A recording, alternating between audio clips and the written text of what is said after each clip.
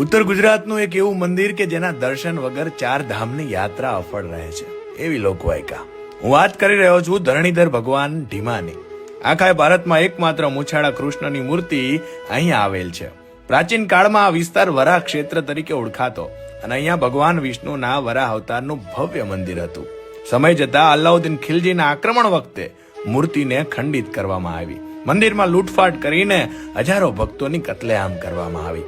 ઢીમણિયા નાગદાદાની મૂર્તિ ખંડિત કરવાનો સિપાહીઓ જ્યાં પ્રયત્ન કરે ત્યાં તો હજારો મધમાખી ને ભમરાઓ સેના ઉપર તૂટી પડ્યા અને સેના ભાગી ગઈ. આગળ જતા ગામના એક પટેલના સપનામાં ધરણીધર ભગવાન આવે છે અને પોતાને બાંસવાડાના જંગલમાંથી ઢીમા લઈ આવવા સૂચના આપે છે. આજે પણ દાદાની એ ભવ્ય મૂર્તિ આપ ઢીમા ગામે જોઈ શકો છો. જય ધરણીધર ભગવાન, જય ઢીમણિયા દાદા.